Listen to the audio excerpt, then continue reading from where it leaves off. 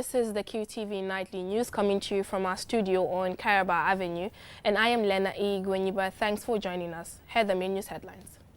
The National Human Rights Commission, with stakeholders on Thursday, validated the second status report on the implementation of the government's white paper on the TRRC report. On Friday, the Ministry of Basic and Secondary Education and partners launched the One Laptop Per School initiative to assist school managers on data collection and information management. During the recent African Continental Free Trade Area National Sensitization Forum, the JRA Commissioner General Yankuba Dabo highlighted the authorities' ongoing reforms aimed at improving revenue collection. In international news, African journalists participating in the China International Press Communication Center are currently exploring Ninja, an autonomous region in China. In sports news, Gambian track and field athletes, the majority of whom have represented the country, are doing their pre-season training at the Fajaro Golf Course due to the inaccessibility of the Independence Stadium. Those were the headlines. Now the news in detail.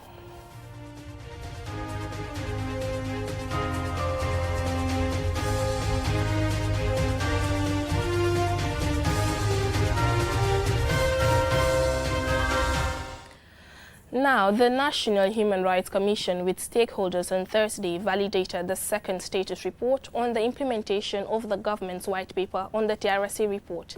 Lamin Dabo tells us more. This validation aligns with the mandate outlined in government's white paper, which directed the National Human Rights Commission (NHRC) to provide an annual status report on the implementation of the government's response to TRRC's final report, submitted on November 25, 2022. The NHRC's latest status report is the second and covers the period from May 2023 to May 2024. Emmanuel Daniel Diouf, chairman of the National Human Rights Commission, discusses the process and stakeholder engagements before drafting this document. In the preparation of this report, the Commission requested information on the implementation of the white paper from all the implementing stakeholders that are mentioned in the white paper, and this consists of government ministries, agencies, and victim-led and victim-focused organizations. Seni Sise is the head of governance at UNDP, one of the stakeholder organizations. Our work is far from complete. The right to truth, justice, and reparation remains a pressing issue in the country. Those who have suffered must have their voices resonate in our discussions and actions. The implementation of the TRRC recommendations and the white paper reflects our commitment to addressing past injustices and preventing future violations. This second NHRC status report acknowledges various improvements in implementation, but also highlights that many recommendations remain unaddressed. Honorable Madi Sise, chairman of the Select Committee on Human Rights, shares his thoughts on the ongoing implementation process. The space that we are moving towards getting justice is at a snail's pace, and that is a real cause for concern. A confessed perpetrator who has violated somebody's right can go for this long, 30 good years for some, 25 for some, 15 years for some, 10 years for some. Ms. Ida Passin, Special Advisor on Transitional Justice, emphasizes that this essential task relies on collective effort from everyone involved. Reconciliation helps to repair fractures caused by an absence of trust between the state, government, and people. When individuals and institutions acknowledge their role in past crimes, and both victims, survivors, and perpetrators muster the courage to face the truth. As the saying goes, there can be no reconciliation without justice, and there can be no justice without truth. Over the coming weeks, other stakeholders are likely to give their views on how the TRRC's recommendations are going. For QTV News, I am Lamin Alai Fandindao. The Ministry of Basic and Secondary Education and partners launched the One Laptop Per School initiative on Friday. The initiative aims to assist school managers in data collection and information management for basic and secondary schools nationwide. Julden Jai was at the event and she now reports. The event's theme, Data-Driven Schools, Transforming Education Through Effective Information Management, aligns with the government's efforts to promote e-learning and digitalization in education. It also supports the government's recovery-focused National Development Plan 2023-2027 and the education sector policy objectives 2016-2030, which aim to leverage technological advancements for the accurate, timely, accessible, and relevant provision of data in education sector. The initiative is in collaboration with the Global Partnership for Education alongside the World Bank and UNICEF. Aja Sohna Fon, Director of Planning at the Ministry of Basic and Secondary Education, emphasizes that keeping data provides in-depth information about students, teachers, and schools.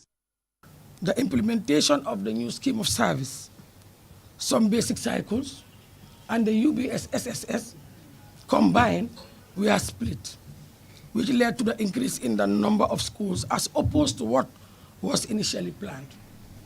As such, the distribution focuses on the lower basic force, then the upper basic, and senior secondary will follow in due course. Madam Fon stated that training will be provided for all users to ensure the efficient management and utilization of the laptop. The laptops will be distributed with the virtual private network, which is the VPN, to support data sharing.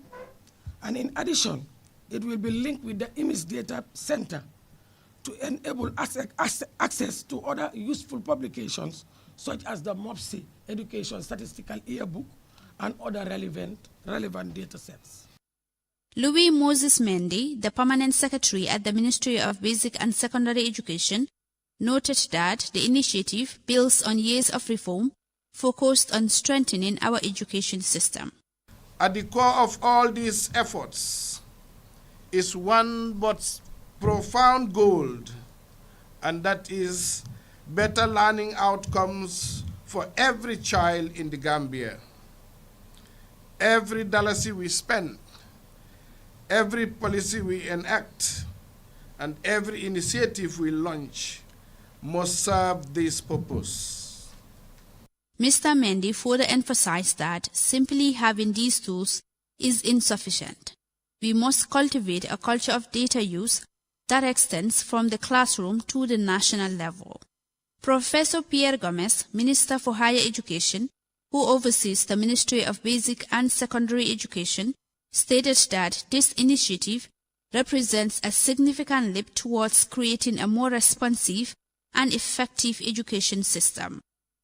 In an academic era, an environment, it is not what you want, but what is supposed to be. So you cannot have what is supposed to be if it is not informed by data. So it is important for us to start this rendezvous with history, but it's a rendezvous anchored on solid strategies that will help trigger our sustainable national development. Professor Gomez described the initiative as a game changer that represents the commitment to quality outcomes, enabling school managers to lead with confidence and provide the quality education that our children deserve. For QTV News, I am Julden Jai. During the recent African Continental Free Trade Area National Sensitization Forum, the Commissioner General, Yankuba Dabo, highlighted the authorities' ongoing reforms aimed at improving revenue collection. More details by Lolly M. Kamara. The Gambia Revenue Authority, GRA, has been implementing reforms to improve revenue collection, efficiency, transparency, and reduce manual errors. Central to these efforts is the digitalization of tax collection processes to streamline operations, reduce opportunities for tax evasion, and enhance compliance. These reforms are crucial for boosting the country's fiscal position, ensuring effective public service delivery, and fostering sustainable development. Commissioner General Dabo says that these reforms will also provide the government with the necessary resources to invest in critical infrastructure and social services. With other implementations the reforms that we are doing, starting from the single window, where we have the e-tracking, where we have created the e-tracking such that the issues of police stops and the issues of vehicle stopping on the way, escorts and etc. have now been a thing of the past. Now, you are all aware that when vehicles comes on transit into the Gambia, there is a device that is put on at the back of those vehicles, and that device will escort the vehicle up to the final destination where duties will be paid. Equally, when goods are going out of the Gambia from the seaport, they are going on transit either into Senegal, Guinea-Bissau, Conakry, etc., Mali. We don't need to escort them anymore because we have introduced what we call the e-tracking. These are devices that will be placed at the back of the truck, and it will escort them out of the country. So now, the human beings that used to escort those vehicles to go out, those people are now redeployed to other places where they can be effectively used. Additionally, the Gambia Revenue Authority has introduced a tax stamp system to improve tax collection, especially for excise products like alcohol and beverages. The tax stamp is a physical or digital marker placed on goods to verify that taxes such as excise duties have been paid before the product is sold in the market. The GRA, in collaboration with customs and law enforcement, monitors the market for products that do not have the required stamps. Products without the stamp can be seized and businesses may face penalties. Commissioner General Dabo again. There is a tax we call excise tax that has been here for a very long time, but we were not making full use of that excise tax simply because there were a lot of order declaration. People will produce 1 million bottles and they will declare only 50 bottles. People will produce 100,000 and they will declare only 20. These are things of the past. From now on, whatever you produce, we know it, and then you will pay according to that. Any bottle that you see does not have tax stamp, you know that is smuggled into the market. Any alcohol that you see does not have the tax stamp, you know is smuggled into the market. Any canned drink that you see, it does not have this, you know, smuggled into the country. So all of us have to be soldiers now. It's not only the GRA, but all of you. All these reforms are important as they will help streamline GRA's processes, reduce bottlenecks, and promote trade facilitation, and also ensure compliance with international trade standards. For QTV News, Lole M. Kamara. From that story, we now go for a commercial break. When we return, we have more local, international, and sports news story. Just stay tuned. In a place where conviction meets compassion, Heritage Christian University College stands tall, shaping futures and societies. Here, creativity isn't just a concept, it's the fuel for social change. But it's not just about entrepreneurship, it's about nurturing a spirit of service and community. We instill in our students the values of leadership and giving back. Our graduates don't just end degrees, they embody entrepreneurship, philanthropy, ethics, and global competence. Heritage is where innovation thrives amidst a serene environment, offering unparalleled experiences. Come, be part of our journey where creativity and community unite to shape a better tomorrow. Heritage Christian University College, educating compassionate entrepreneurial leaders.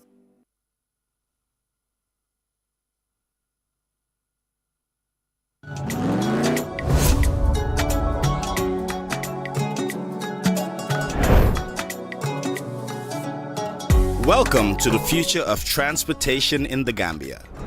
The Bertel Harding Highway, a 22-kilometer double carriageway, is set to revolutionize travel and connectivity in our beloved country. The Bertel Harding Highway is transforming transportation in the Gambia with new roundabouts and vehicular overpasses. But safety must come first. Standing along the road or at roundabouts to flag down taxis creates unsafe conditions and unnecessary traffic jams. Remember, always board taxis at designated taxi garages or the garas located at major traffic points.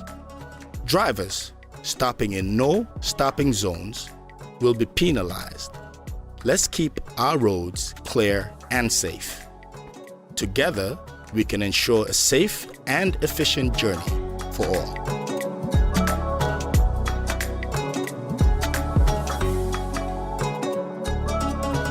Money and Orange Money has just made money transfer easier. Now you can send money from Gambia to Senegal directly from your Q Money wallet. So what are you waiting for? Get your Q Money account now and start sending money to your friends and families through Orange Money in Senegal now. For more information, call our customer care on 133. Q Money, Sunu Kalpe. Terms and conditions apply.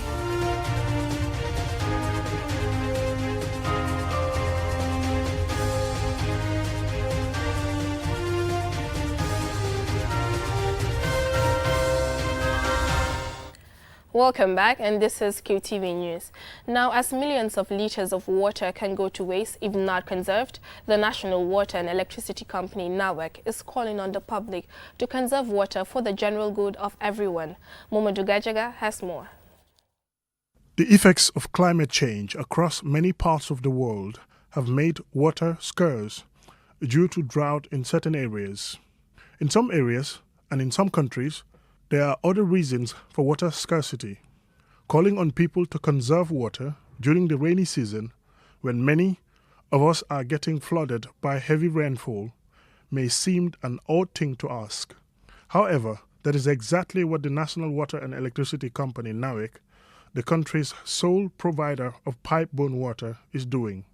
The authority has called on the public to conserve water by using water wisely to avoid waste.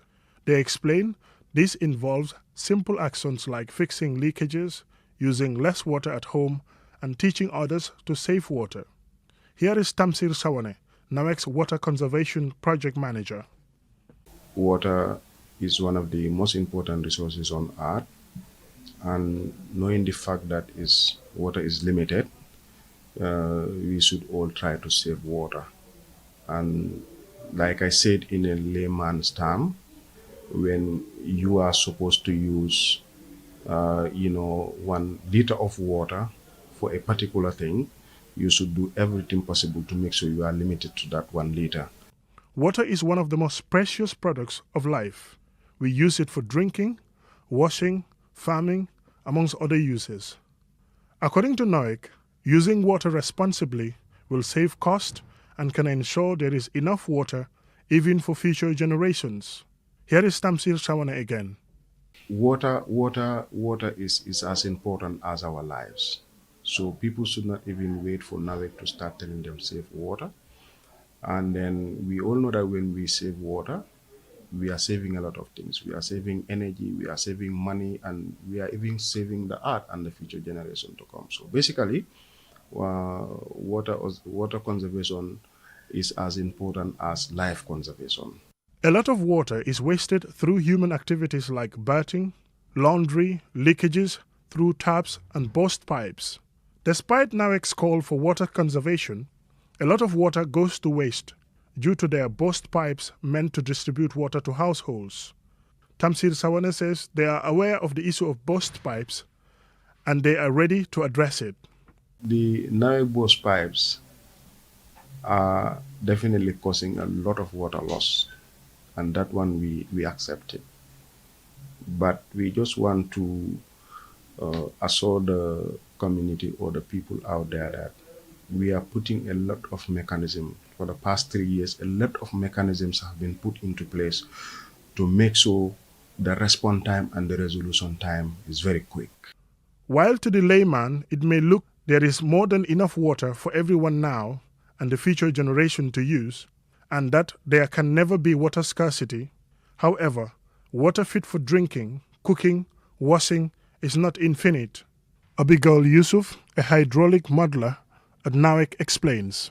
Well, contrary to popular belief, there's actually only 3% of all the water on Earth that we're able to use that is fresh water. And out of that fresh water, it's only 1% of it that is actually fit for human consumption.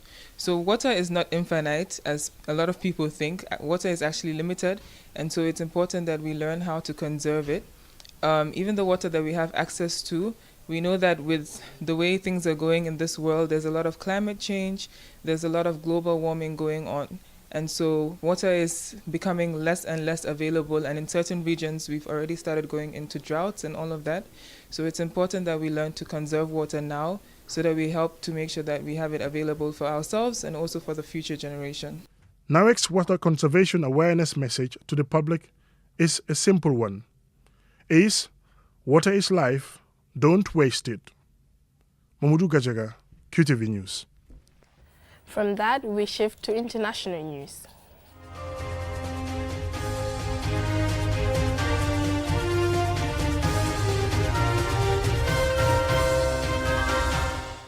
African journalists participating in the China International Press Communication Center are currently exploring Ningxia, an autonomous region in China.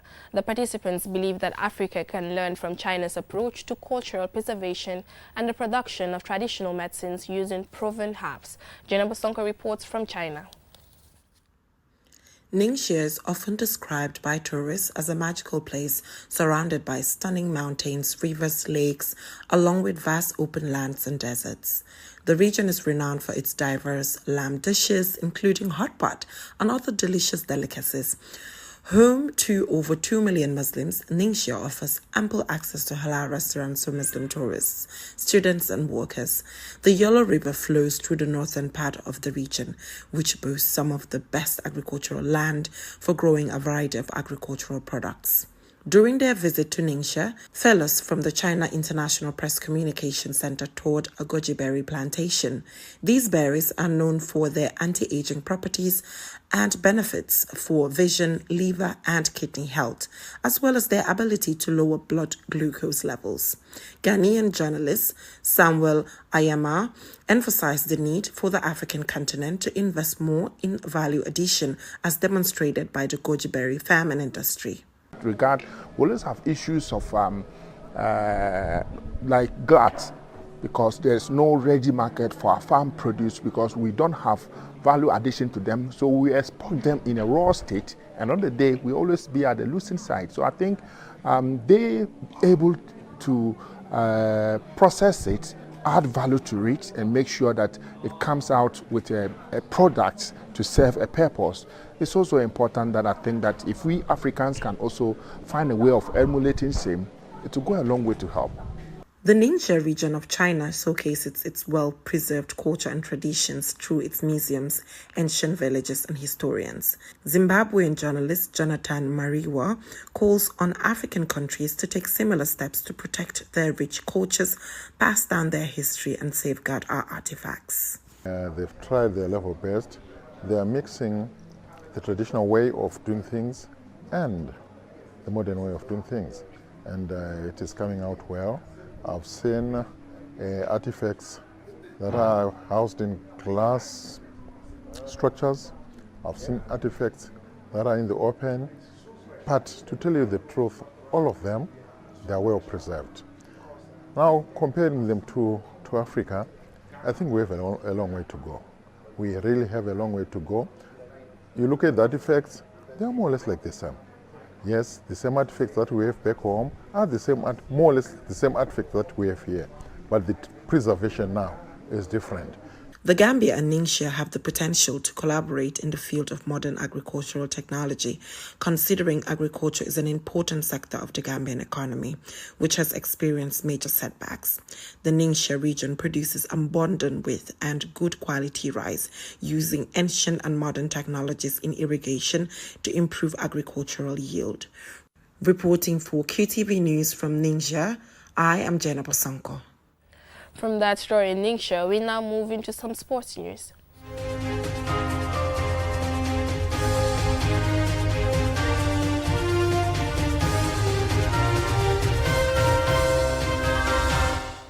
Gambian track and field athletes, the majority of whom have represented the country, are doing their pre-season training at the Fajara Golf Course. This is due to the inaccessibility of the Independence Stadium because of ongoing renovation work. Our sports reporter Momodu Gajaga visited them, and this is his report. These track and field athletes are currently training on grass at the Fajara Golf Course instead of the Independence Stadium, the country's only track where athletes used to train and compete. Months of repair work at the stadium have halted all sporting activities there. Lamin Kamara, a sprinter, explains the difficulty of training on grass rather than on the track. Training here and on track is quite different because you can see how we are struggling here. Although it's not easy, but we don't have choice. Yeah, because the stadium is under renovation and we are not having access to train there. Right now, I don't enter into the stadium, but I also heard that all the track has been spoiled during the time of their renovation for the football pitch. Are the Gambian athletes at a disadvantage against fellow athletes in the sub-region who have good training facilities? Fatou Sane, also a sprinter, responds. Months coming, we'll be expecting ourselves on the tracks. So when we do not see any good tracks in our own country, it's going to affect us because that's the main reason why we normally paid our own transport to travel up to Senegal, and which is so much difficult in our side. Field events are unpopular in the Gambia, with only a few athletes participating in them. In addition to being a field athlete who competes in the shot put, discus, and javelin, Mamoudou Cham also participates in sprints and middle distance running to maintain his fitness. To do support athletes, you need to have physics. Your body needs to be strong. Your mindset needs to be strong. Your physical appearance also needs to be well prepared, and your drills also need to be good. So that is the reasons why I said to myself, let me join the sprinters today. Then tomorrow I'll be at the gym, whereby I can able to lift weight so that I can have more stamina. There are bends on tracks during the 200 and 400 meter races and other middle and long distance track events. Replicating such bends is not possible on these improvised training grounds because athletes can only run in straight lines. Isaac K. Jones, an athletics coach, discusses some of the difficulties they face. The stadium is closed, so it affects our training, yes, because here it's on the grass and over there it's track. So the track is not yet ready, but here is the only place that we have to train. So there is no option. So we should use this place for the meantime. I don't know when the stadium is going to open. Well, it will affect them in one way or the other. Mentally, it will affect them because right now, this is the only place, as I said, this is the only place that we can use for training. With renovation work underway at the country's only stadium, where these athletes should be training, athletes can only fine-tune their running speed in Senegal if they can afford the cost of travel and their upkeep. Despite the Gambia having a top-tier sprinter such as Yena Mariam Bass Bite, a high-quality sporting training infrastructure, especially running tracks, for these desperate athletes. However, there might soon be good news for these athletes and all those wanting to use this stadium. In July, the Sports Minister Bakari Waibaji said the renovation work was progressing and likely to be completed this year. Mamoudou Gajaga, QTV News. That is all we have for you in this bulletin. Join us tomorrow at 8 p.m. for another bulletin. Thanks for joining us.